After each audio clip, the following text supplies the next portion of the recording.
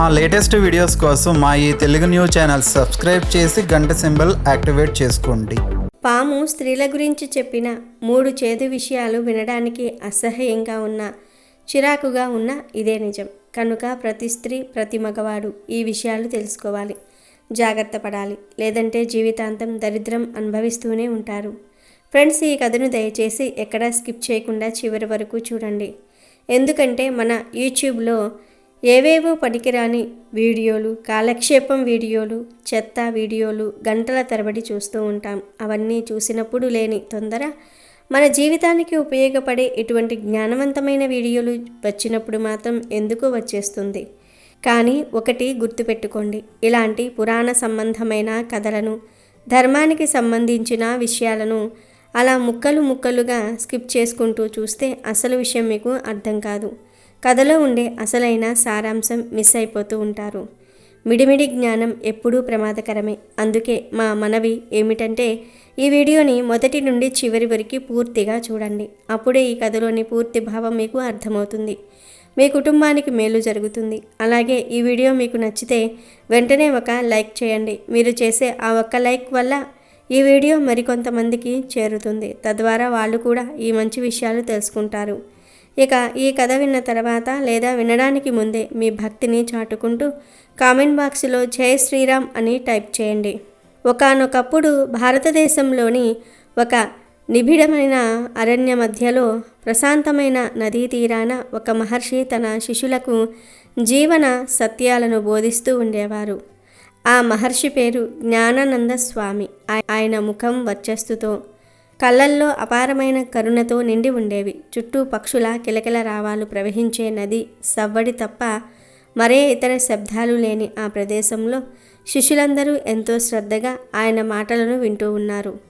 ఆ రోజు మహర్షి స్త్రీ శక్తి గురించి, సమాజంలో వారి పాత్ర గురించి వివరిస్తూ ఉన్నారు. అయితే ఆ శిష్యులతో సత్యవ్రతుడు అనే ఒక యువకుడు ఉండేవాడు. అతడు విద్యావంతుడే కానీ లోకజ్ఞానం విషయంలో కొంత మొండితనం కలిగినవాడు. మహర్షి స్త్రీల గొప్పతనం గురించి చెప్తూ ఉంటే సత్యవ్రతుడి మనసులో మాత్రం భిన్నమైన ఆలోచనలు మొదలవుతూ ఉన్నాయి. అతడు తనలో తాను ఇలా అనుకోసాగాడు, గురువుగారు స్త్రీల గురించి ఎందుకు అంత గొప్పగా చెప్తున్నారు? నా ఉద్దేశంలో స్త్రీలు కేవలం ఇతరులపై ఆధారపడి బ్రతికేవారు మాత్రమే. పెళ్లికి ముందు తండ్రి సంపాదనతో, అన్నదమ్ముల అండతో హాయిగా తింటారు. పెళ్ళైన తర్వాత భర్త కష్టపడి తెచ్చిన సొమ్ముతో కాలం గడుపుతూ ఉంటారు. పురుషులు ఎండనక వాననక బయట తిరిగి కష్టపడి సంపాదిస్తూ ఉంటే, స్త్రీలు ఇంట్లో కూర్చొని కేవలం ఆ సంపాదనను అనుభవించటం తప్ప మరేం చేస్తారు? వారికి సొంత గుర్తింపు కానీ, స్వతంత్రంగా బ్రతికే ధైర్యం కానీ ఉండదు.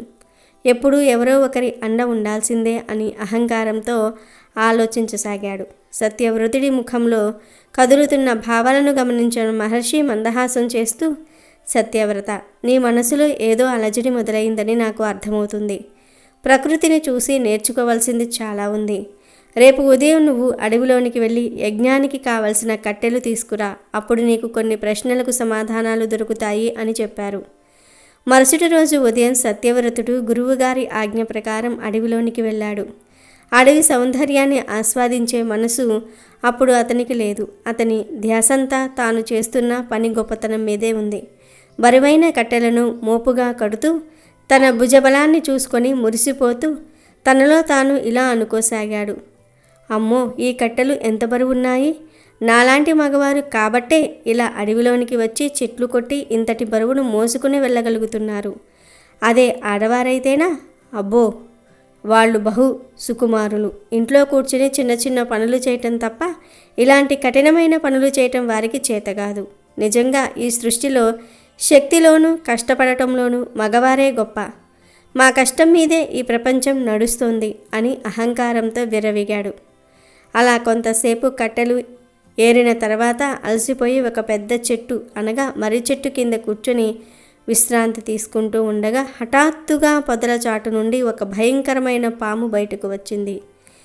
చాలా పొడవుగా, మెరుస్తున్న కళ్ళతో భీతిని గొలుపుతోంది. దాన్ని చూడగానే సత్యవ్రతుడు వణికిపోయాడు. ప్రాణభయంతో వెనక్కి జరగబోతూ ఉంటే ఆ పాము మనుషుల భాషలో మాట్లాడడం మొదలుపెట్టింది. ఆగు సత్యవ్రత, నన్ను చూసి భయపడకు. నీ మనసులో ఉన్న అజ్ఞానపు చీకటిని తొలగించడానికి నేను వచ్చాను అని గంభీరమైన స్వరంతో పలికింది. పాము మాట్లాడడం చూసి సత్యవ్రతుడు ఆశ్చర్యపోయాడు. నువ్వు మాట్లాడుతున్నావా? అసలు నీకు నా మనసులో ఏముందో ఎలా తెలుసు అని అడిగాడు. అప్పుడు ఆ పాము ఇలా అంది. నేను ఈ ప్రకృతిలో ఒక భాగం. స్త్రీల గురించి నీకున్న చులకన భావం నాకు తెలుసు. వారు ఏ కష్టమూ పడకుండా పురుషులపై ఆధారపడి బ్రతుకుతున్నారని నువ్వు అనుకుంటున్నావు కదా. వినడానికి చేదుగా ఉన్న అసహ్యంగా అనిపించిన పెళ్ళైన స్త్రీల జీవితం గురించి 3 కఠిన సత్యాలు నీకు చెప్తాను, విను. మొదటి సత్యం ఏమిటి అంటే, ఒక స్త్రీ పెళ్లి చేసుకుని అత్తవారింట్లోకి అడుగుపెట్టిన క్షణం నుండి ఆమె తన పాత గుర్తింపును పూర్తిగా చంపేసుకుంటుంది. పుట్టినప్పటి నుండి పెరిగిన ఇల్లు, తల్లిదండ్రులు, స్నేహితులు, తనకంటూ ఉన్న ఇష్ట అయిష్టాలను వదిలేసి ఒక కొత్త వాతావరణంలోనికి వెళ్తుంది. అక్కడ ఆమెకు సొంతం అంటూ ఏమీ ఉండదు. ఆ ఇంట్లో ప్రతి వస్తువుపై ఆమెకు హక్కు ఉన్నట్లు కనిపిస్తుంది, కానీ నిజానికి ఏ చిన్న నిర్ణయం తీసుకోవాలన్నా ఇతరుల అనుమతి కావాలి. ఆమె కష్టపడి ఇల్లంతా శుభ్రం చేస్తుంది, అందరికీ వండి పెడుతుంది, కానీ ఆమె కష్టం ఎవరికీ కనిపించదు. అది ఆమె బాధ్యత అని అందరూ అనుకుంటారు తప్ప ఆమె పడుతున్న శ్రమను ఎవరూ గుర్తించరు. పురుషుడు బయట కష్టపడితే సాయంత్రానికి విశ్రాంతి దొరుకుతుంది, కానీ స్త్రీకి ఇంట్లో చాకరీకి సెలవు ఉండదు. ఆమె అనారోగ్యంతో ఉన్నా సరే కుటుంబం కోసం లేచి పని చేయాల్సిందే. అది ఆమె అనుభవిస్తున్న మొదటి చేదు నిజం. ఆమె పరాయి ఇంట్లో రాణిలా కనిపిస్తుంది, కానీ నిజానికి ఆమె ఒక అప్రకటిత బానిసలా తన కష్టాన్ని ధారపోస్తుంది. పాము మాటలు వింటున్న సత్యవ్రతుడు మౌనంగా ఉండిపోయాడు. పాము తన ప్రసంగాన్ని కొనసాగిస్తూ, ఇక రెండో చేదు నిజం విను. పెళ్ళైన స్త్రీ తన శరీరాన్ని, ప్రాణాన్ని పణంగా పెట్టి ఒక ప్రాణానికి జన్మనిస్తుంది. గర్భధారణ సమయంలో ఆమె పడే శారీరక వేదన, మానసిక ఒత్తిడి వర్ణనాతీతం. బిడ్డ పుట్టిన తర్వాత తన నిద్రను, తన ఆరోగ్యాన్ని, తన అందాన్ని పూర్తిగా త్యాగం చేస్తుంది. బిడ్డ ఏడిస్తే రాత్రంతా మేల్కుంటుంది. బిడ్డ తింటేనే తను తింటుంది. కానీ ఇంత చేసిన సమాజం ఆ బిడ్డను తండ్రి పేరుతోనే గుర్తిస్తుంది. ఆ బిడ్డ ఎదుగుదల బాగుంటే తండ్రి గొప్పతనం అంటారు. అదే బిడ్డ ఏదైనా పొరపాటు చేస్తే మాత్రం తల్లి సరిగ్గా పెంచలేదు అని నిందలు వేస్తారు. తన రక్తాన్ని పాలుగా మార్చి బిడ్డను పెంచిన తల్లికి దక్కే గౌరవం కంటే ఆమెపై వేసే నిందలే ఎక్కువ. భర్త సంపాదనపై ఆధారపడి బ్రతుకుతుందని నువ్వు అంటున్నావు కదా, మరి ఆమె పడే ఈ శ్రమకు ఏ పురుషుడు జీతం ఇవ్వగలడు? ఆమె చేసే పనిని బయట ఎవరైనా చేస్తే దానికి వేలల్లో ఖర్చవుతుంది, కానీ ఇంట్లో స్త్రీ చేస్తే అది ఉచితం. ఆమె ఆర్థికంగా స్వతంత్రంగా లేదని నువ్వు విమర్శిస్తున్నావు, కానీ ఆమె తన జీతాన్ని మీకోసం త్యాగం చేయటం వల్లే మీరు బయటకెళ్ళి సంపాదించుకోగలుగుతున్నారు అన్న నిజాన్ని మర్చిపోతున్నావు అని పాము ఘాటుగా సమాధానమిచ్చింది. సత్యవ్రతుడికి మెల్లగా వాస్తవం అర్థం కాసాగింది. కానీ పాము మూడో సత్యం చెప్పడానికి సిద్ధమైంది. ఇక మూడవది, అన్నిటికంటే అసహ్యకరమైన నిజం ఏమిటంటే, స్త్రీ తన భర్త పట్ల, అత్తమామల పట్ల ఎంత గౌరవంగా ఉన్నా ఒక్కోసారి ఆమెను కేవలం ఒక యంత్రంలా లేదా భోగ వస్తువులా చూస్తారు. భర్తకు కోపం వస్తే ఆమెపైనే చూపిస్తాడు. బయట జరిగిన అవమానాలకు ఆమెను బలి పశువును చేస్తాడు. పెళ్ళైన తర్వాత ఆమెకు పుట్టిన ఇల్లు పరాయిదవుతుంది. అత్తవారిల్లు ఎప్పటికీ తనది కాలేదు. ఏదైనా గొడవ జరిగితే నీ ఇంటికి వెళ్ళిపో అని అనడానికి ఎవరికి క్షణం పట్టదు. ఆమె ఎక్కడికి వెళ్తుంది? తనకంటూ ఒక ఆశ్రయం లేక కన్నీళ్లను మిగిల్చుకుంటూ అదే ఇంట్లో పడి ఉంటుంది. ఆమె మౌనాన్ని మీరు బలహీనత అనుకుంటున్నారు, కానీ అది ఆమె సహనం. పాము తన కుబుసాన్ని విడిచినట్లు ఆమె తన అహాన్ని, తన ఆశలను ప్రతిరోజు విడిచిపెడుతూ కుటుంబం కోసం బ్రతుకుతుంది. ఆమెకు దక్కాల్సిన కనీస మర్యాద కూడా దక్కని ఇల్లు ఎన్నో ఉన్నాయి. భర్త ఇచ్చే డబ్బు కంటే ఆమె కోరుకునేది కొంచెం ప్రేమను, గుర్తింపును మాత్రమే. కానీ దురదృష్టవశాత్తు చాలామంది పురుషులు ఆమెను అశ్రితగా చూస్తారే తప్ప అర్ధాంగిగా చూడరు అని పాము ఆవేదనతో పలికింది. ఈ మాటలు విన్న సత్యవ్రతుడి కళ్ళల్లో నీళ్లు తిరిగాయి. తను ఎంత తప్పుగా ఆలోచించాడో అతనికి అర్థమైంది. ఒక స్త్రీ పడే శారీరక శ్రమ కంటే ఆమె అనుభవించే మానసిక వేదన చాలా పెద్దదని గ్రహించాడు. నన్ను క్షమించు నాగరాజా, జ్ఞానంతో నేను స్త్రీలను తక్కువ చేసి మాట్లాడాను. వారు పడే కష్టం పురుషుల కష్టం కంటే ఎన్నో రెట్లు గొప్పదని ఇప్పుడు తెలిసింది. కేవలం డబ్బు సంపాదించటమే కష్టం అనుకున్నాను, కానీ ఒక జీవితాన్ని నిర్మించటం, కుటుంబాన్ని నిలబెట్టడం అంతకంటే కష్టమని అర్థమైంది అని తల వంచుకున్నాడు. పాము సత్యవ్రతుడి కళ్ళల్లోనికి తీక్షణంగా చూస్తూ వింత శబ్దం చేసింది. సత్యవ్రతుడు వణుకుతూ ఉండగా ఆ పాము మళ్ళీ గంభీరమైన స్వరంతో ఇలా అనసాగింది. సత్యవ్రత, నేను చెప్పిన 3 విషయాలు విని నువ్వు ఏదో గొప్ప జ్ఞానాన్ని సంపాదించావని అనుకుంటున్నావేమో, కానీ నీకు స్త్రీల గురించి, వారి మనోవేదన గురించి ఇంకా పూర్తిగా అర్థం కాలేదు. స్త్రీ అన్నది ఒక అగాధమైన సముద్రం వంటిది. ఆమె సహనాన్ని, ఆమె త్యాగాన్ని కొలవటం ఎవరి వల్ల కాదు. వినడానికి ఇంకా చేదుగా ఉన్న, అసహ్యంగా అనిపించిన మరికొన్ని వాస్తవాలు చెప్తాను విను. నువ్వు ఇప్పుడు ఈ అడవిలో గురువుగారి దగ్గర విద్య నేర్చుకుంటున్నావు.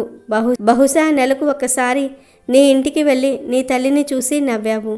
ఆ ఒక్క నెల రోజులు మీకు దూరంగా ఉండడానికే నీకు ఎంతో కష్టంగా ఉంటుంది. మళ్ళీ ఆశ్రమానికి రావాలంటే నీ మనసు విలవిలలాడిపోతూ ఉంటుంది కదా.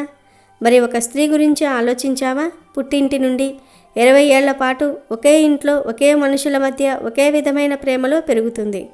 కానీ పెళ్ళి అనే ఒక తంతుతో ఆమె 20 ఏళ్ల అనుబంధాన్ని ఒక్క క్షణంలో తెంచుకుని అప్పటి వరకు పరిచయం లేని వ్యక్తుల మధ్యకు, తెలియని ఆచారాల మధ్యకు శాశ్వతంగా వెళ్ళిపోతుంది. ఆమెకు ఆ ఇంటి అలవాట్లు తెలియవు, ఆ మనుషుల మనస్తత్వాలు తెలియవు. కానీ ఆమె వెళ్ళిన మొదటి రోజే అందరినీ మెప్పించాలి. అందరి ఇష్టాలను తనివిగా మార్చుకోవాలి. ఆమె తన ఇష్టమైన పేరును, ఇంటి పేరును, చివరికి తన వ్యక్తిత్వాన్ని కూడా ఆ ఇంటి కోసం మార్చుకుంటుంది. ఇది ఒక రకమైన మానసిక మరణం కాదా?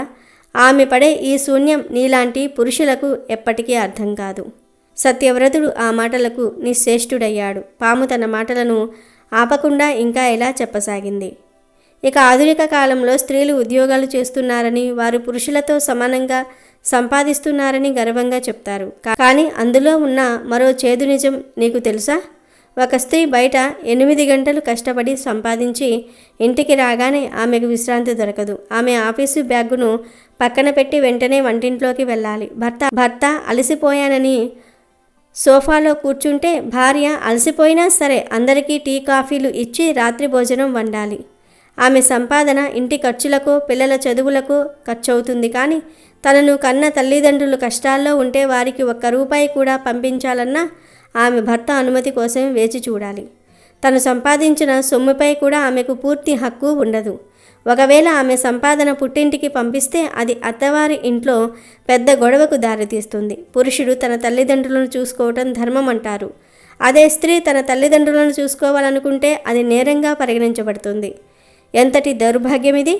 ఆమె సంపాదనలో భాగం కావాలి, కానీ ఆమె మనసులోని బాధలో భాగం పంచుకోవడానికి ఎవరి ముందుకు రారు. పాము మాటలు సత్యవ్రతుడి హృదయాన్ని బాణంలా గుచ్చుకుంటున్నాయి. పాము ఇంకా తీవ్రంగా ఇలా అంది. సత్యవ్రత, నీవు ఎప్పుడైనా గమనించావా? ఒక ఇంట్లో అందరూ భోజనం చేసిన తర్వాతే ఆ ఇల్లాలు తింటుంది. అందరికీ ఇష్టమైన వంటకాలు వండిస్తుంది. కానీ చివరకు గిన్నెలో మిగిలింది ఏది ఉంటే దాన్నే ఆమె అమృతంలా భావించి తింటుంది. ఆ గిన్నెలో కూర మిగిలిందా లేదా, ఆమె కడుపు నిండా తిన్నదా అని అడిగే నాథుడే ఉండడు. ఆమె అందరికీ పెడుతుంది, కానీ ఆమెకు పెట్టేవారు ఉండరు. అందరూ తిన్న తర్వాత కడిగిన పాత్రల మధ్య ఆమె ఒంటరితనం ఎవరికీ కనిపించదు. ఇదంతా ఒక ఎత్తు అయితే, ఒక స్త్రీని మరొక స్త్రీ గుర్తించకపోవటం, గౌరవించకపోవటం అనేది అన్నిటికంటే పెద్ద శాపం. తోటి ఆడబడుచో అత్తగారో ఆమె కష్టాన్ని అర్థం చేసుకోకుండా తాము పడ్డ కష్టాలను ఆమెపై రుద్దాలని చూస్తారు. ఒక స్త్రీకి మరో స్త్రీ అండగా నిలవాల్సిన చోట ఆమెను విమర్శించేవారే ఎక్కువవుతూ ఉంటారు. ఇలాంటి పరిస్థితుల్లో ఆమెకు అటు పుట్టింటి వారి మద్దతు లేక, ఇటు అత్తవారింట్లో ప్రేమ దొరక్కపోతే ఆమె పరిస్థితి ఏమిటో ఊహించావా?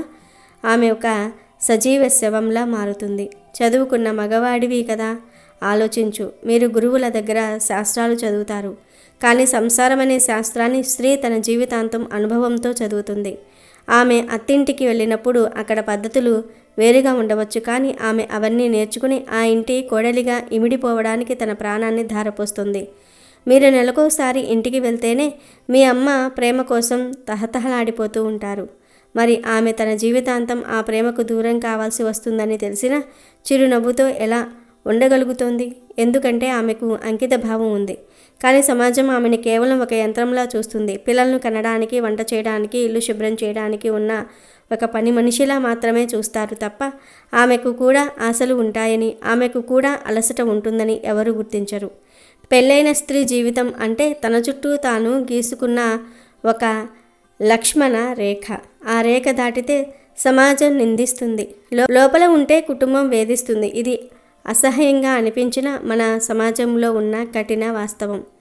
సత్యవ్రతుడు కన్నీళ్లు పెట్టుకుంటూ పాము ముందు మోకరిల్లాడు. నాగరాజా, నా అజ్ఞానపు పొరలు వీడిపోయాయి. నేను స్త్రీలను కేవలం పరాన్నజీవులుగా చూశాను, కానీ వారు ఈ ప్రపంచాన్ని మోస్తున్న ధాత్రి అని తెలుసుకోలేకపోయాను.